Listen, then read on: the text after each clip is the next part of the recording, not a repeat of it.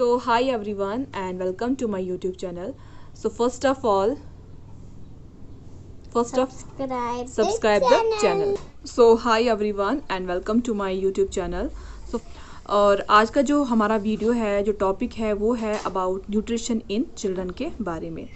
तो सबसे पहली बात, जो बच्चे होते हैं 5 to 10 ईयर्स के होते हैं, उनमें जो ब्रेन का डेवलपमेंट होता है, जो बॉडी का डेवलपमेंट होता है, उस टाइम काफ़ी रैपिड होता है। तो इस टाइम ज़रूरी है कि बच्चों को हमें प्रॉपर जो राइट जो न्यूट्रिशन है वो उनको देना है। तो जो एडल्ट खाते हैं वही बच्चे भी खाते हैं, मतलब सेम वही न्यूट्रिशन होता है, बट फ़र्क होता है इन टर्म्स ऑफ क्वांटिटी में। एडल्ट ज़्यादा खाते हैं और बच्चे कम खाते हैं। तो फर्स्ट ऑफ ऑल हम फूड को जो है कैटेगराइज करेंगे। पहले हम बात करेंगे ग्रेन्स की, सीरियल्स की।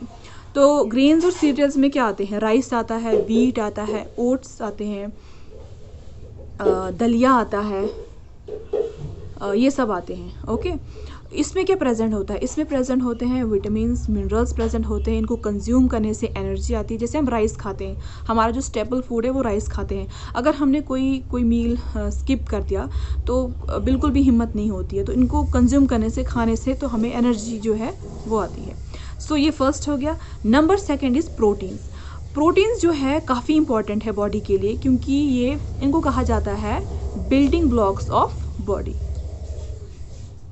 ओके, तो जितनी भी डेवलपमेंट होती है फ्रॉम हेयर टू टो, वो प्रोटीन की वजह से होती है। अब हम बात करेंगे प्रोटीन्स किस किस में प्रेजेंट है।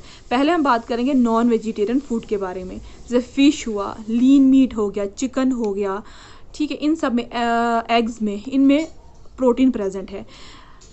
नॉन वेजिटेरियन ये हो, मैं बोल रही हूँ नॉन वेजिटेरियन। अब हम बात करेंगे वेजिटेरियन फूड, जैसे लेग्यूम्स हो गया, बीन्स हो गए, दाल हो गई, ठीक है, नट्स हो गए, इन सब में प्रेजेंट है। ऐसा नहीं कि जो वेजिटेरियन है उसको कोई प्रॉब्लम होगी, प्रोटीन कहीं से उसको सोर्स नहीं मिल रहा है।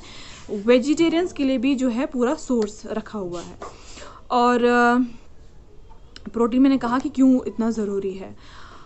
और उसके बाद हम बात करेंगे डेयरी प्रोडक्ट्स की। जो डेयरी प्रोडक्ट्स होते हैं, जैसे मिल्क हुआ, चीज़ हुआ, कर्ड हुआ, ये डेयरी प्रोडक्ट्स, इसमें भी विटामिन प्रेजेंट होते हैं।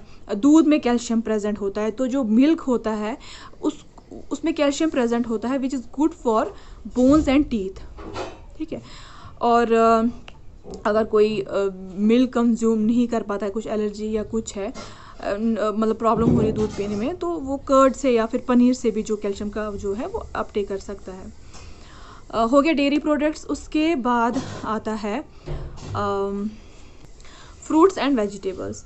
तो बच्चे जो हैं वेजिटेबल्स अवॉइड ही करते हैं, मतलब उनको पसंद नहीं होता है, but they are rich in fibre.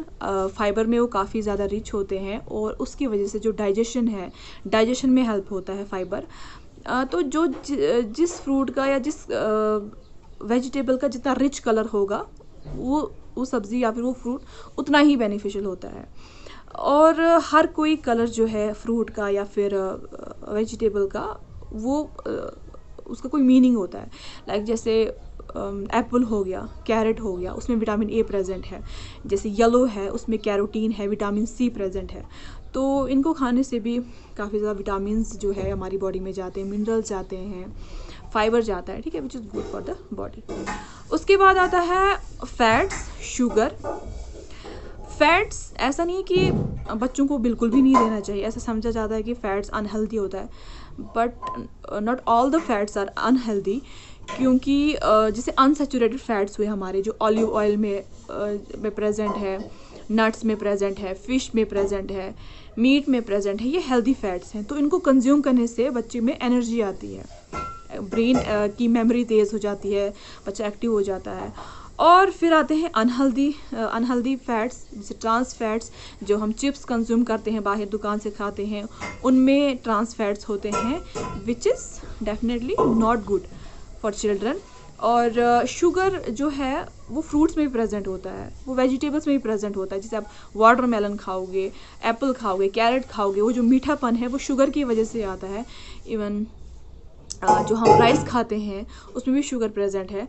और ये एक जो लिमिटेड अमाउंट तक ठीक है, मतलब एक्सेसिव ऑफ शुगर, मतलब ये भी ठीक बात नहीं है।